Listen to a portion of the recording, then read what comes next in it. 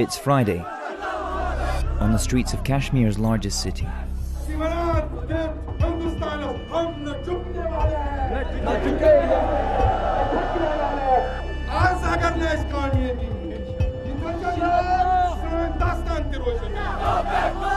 It's the day Muslims normally gather to pray. But in recent weeks, it's also become a day of protest.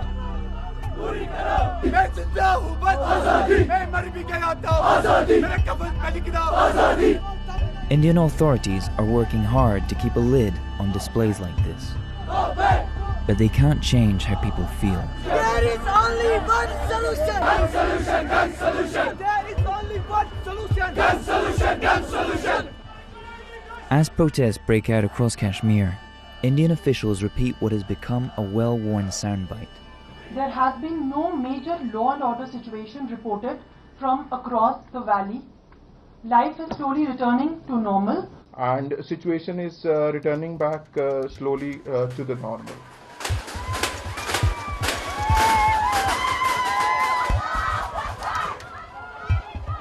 But things here don't seem normal.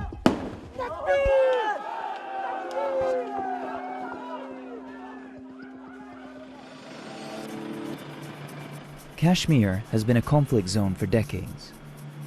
But when India moved to strip the region of its autonomy on August 5th, the situation came to this. Thousands more troops, and a curfew bringing daily life to a standstill. Phone lines and internet access were shut down, cutting off around 8 million Kashmiris from the outside world. So, we came to see what's actually happening here. We visit a neighborhood known for frequent clashes between protesters and Indian security forces.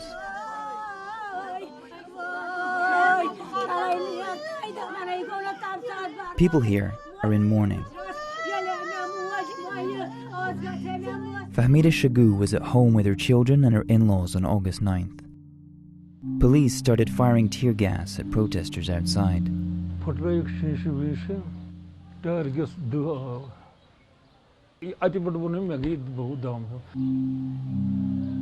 Fahmida's husband Rafiq helped rush her to the hospital, but doctors could not revive her.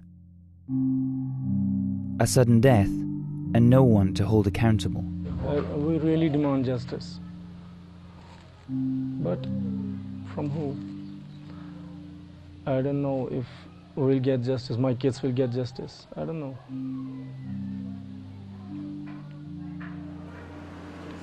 In addition to tear gas, for years Indian forces have used pellet guns to quell unrest in Kashmir.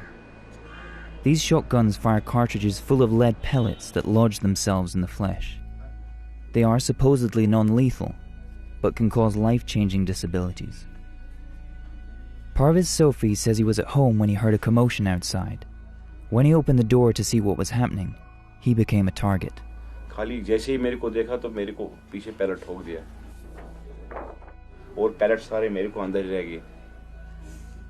In the name of maintaining law and order, Indian forces have license to shoot with near impunity in Kashmir.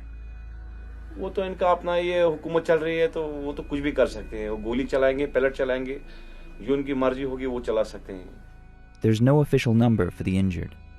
But in just one hospital here, sources told us over 60 people had been admitted with pellet wounds since the lockdown began. Still, this doesn't stop some people. Or inshallah, you'll be tigas, inshallah, mishpur umiyat biniyar bay, iskalas is zindish, inshallah rahman.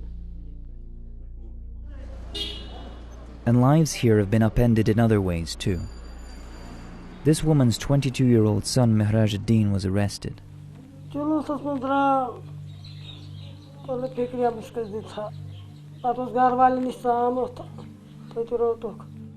She doesn't know why he was taken. Since then, authorities have been giving her conflicting information.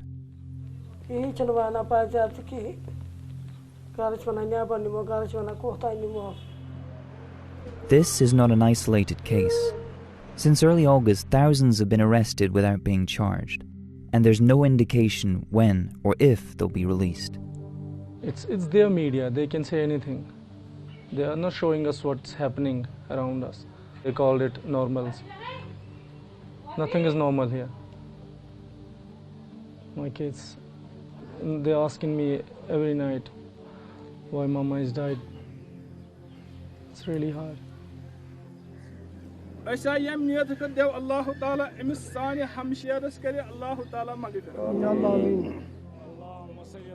Although some landlines have been reconnected, Kashmir is still largely cut off from the rest of the world. That helps authorities keep stories like these quiet. But as the days pass, they're getting louder.